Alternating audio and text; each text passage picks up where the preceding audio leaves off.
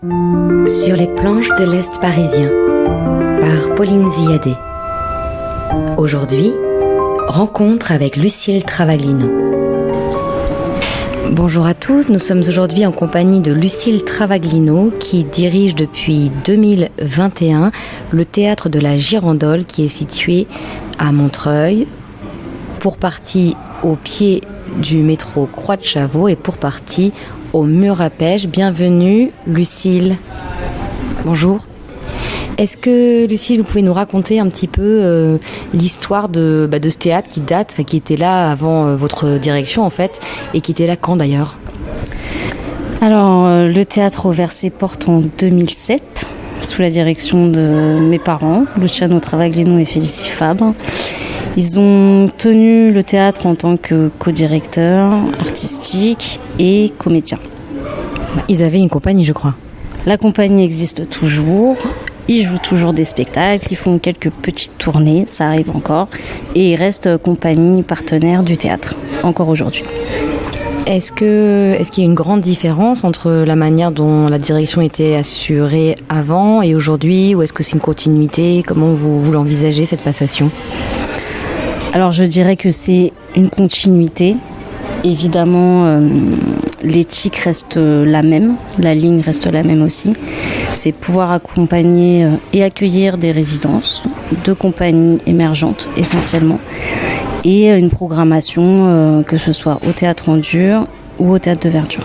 Alors dites-nous, qu'est-ce que le théâtre en dur et qu'est-ce que le théâtre de verdure, puisqu'effectivement vous avez deux lieux?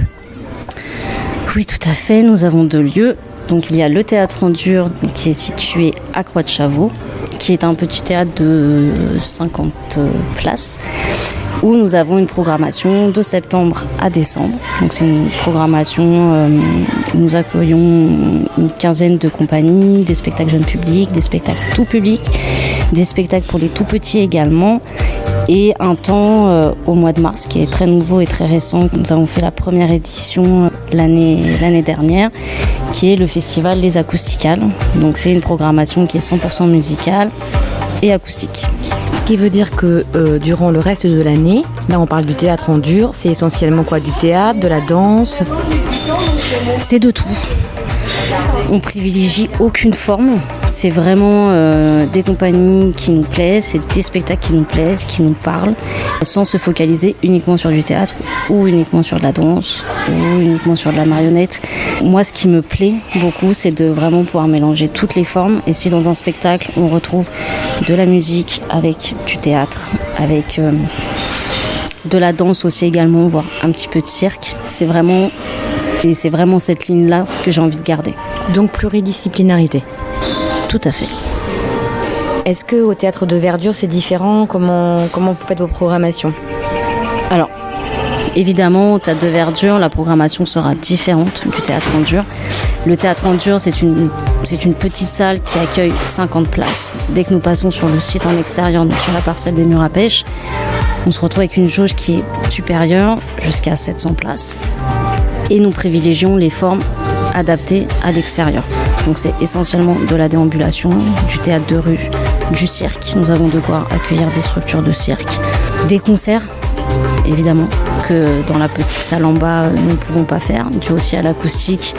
Nous sommes en copropriété sur le théâtre en dur. Donc évidemment, les formes vont être très très différentes. Et c'est des journées où nous accueillons jusqu'à 4 à 5 compagnies par date. Est-ce que dans votre approche, comment vous vous situez par rapport au territoire de Montreuil? Est-ce que vous menez des actions en lien avec le territoire? Est-ce que vous choisissez les artistes et les compagnies spécialement Montreuil ou pas du tout? Alors essentiellement, on privilégie des compagnies d'Île-de-France, de la région parisienne. Est-ce que vous avez accompagné depuis quelque temps quand même des acteurs ou pas du tout montreuillois spécifiquement? Alors souvent, ce qu'on essaye de faire, c'est que toutes les résidences que nous allons accueillir au théâtre en dur, c'est de pouvoir les retrouver sur une programmation, que ce soit au théâtre en dur ou au théâtre de verdure. C'est un peu le suivi qu'on a avec les résidences qu'on accueille, et aussi avec certains groupes de musique ou certaines compagnies également qu'on va accueillir une petite année sur une première partie ou sur un spectacle qui vient tout juste d'être créé. Donc ça va être une première visibilité pour eux, et de les avoir, de continuer à les accueillir la saison d'après avec une forme finie, terminée, ou alors des nouvelles chansons, un nouveau concert et sur une forme qui est beaucoup plus longue aussi.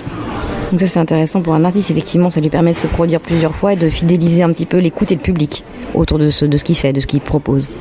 On essaie. Est-ce que vous pourriez nous parler de la programmation qui va arriver dans cette année ? Est-ce qu'il y a des spectacles dont vous souhaitez nous parler plus spécifiquement ? Ou un événement ? Les Acousticales, j'étais déjà venue rencontrer Gaïa qui m'en avait parlé l'année dernière. Cette nouvelle édition, vous l'anticipez comment ? Un peu comme l'année dernière ou est-ce qu'il y aura des innovations ?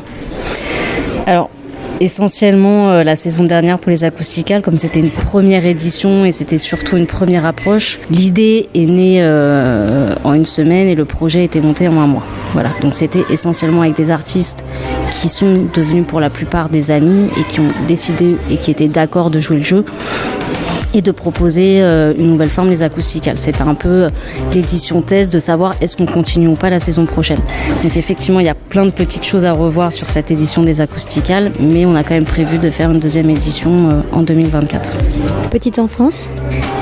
Oui, alors on continue cette année aussi, comme la saison dernière, à accueillir 2 compagnies qui seront là au mois d'octobre pour une programmation pour les tout petits, donc entre 0 et 3 ans. Est-ce que vous pouvez nous parler des billets suspendus ? Parce que je crois savoir qu'au théâtre de la Girandole, c'est une philosophie. Oui, alors depuis sa création en 2007, les billets suspendus n'ont toujours pas disparu et sont toujours bien présents. C'est possible de demander un billet suspendu, que ce soit pour une programmation au théâtre en dur ou bien au théâtre de Verdure. Donc le billet suspendu, c'est vraiment offrir une place à un spectateur qui n'a pas les moyens de se payer une place de théâtre. Donc pratiquement, par exemple, si moi j'assiste à une représentation, ce que je peux faire, c'est prendre 2 billets au lieu d'un et en laisser un pour quelqu'un d'autre, c'est ça ? Exactement, c'est ça. Vous en avez beaucoup actuellement ? Ça marche très très bien. Très très bien. Et puis, alors souvent pour ce qui est du public, ils osent pas trop demander. Mais là, on sent que c'est vraiment quelque chose qui est ancré au théâtre de la Girandole et automatiquement, les gens ont beaucoup plus de facilité à demander un billet suspendu, voire même c'est nous qui proposons directement en caisse de les faire passer un billet suspendu. Eh oui, ça vous est déjà arrivé d'avoir quelqu'un qui arrive vraiment effectivement directement en caisse et qui dit moi ce sera un billet suspendu ? Ça arrive, mais c'est quand même très rare. Ou alors très souvent les gens réservent avant par téléphone ou par mail et demandent un billet suspendu. Est-ce que vous connaissez déjà les dates du festival Sous les Pêchers la plage de l'année prochaine ? Alors les dates exactes, non pas encore. Par contre, le festival commencera dès début juin jusqu'à fin juillet. Merci Lucille, on est ravis pour le théâtre de la Girandole et on continuera à suivre l'ensemble de ce que vous proposez tout au long de l'année. Merci beaucoup. Merci à vous. C'était Sur les planches de l'Est parisien par Pauline Ziadé. Aujourd'hui, rencontre avec Lucille Travaglino.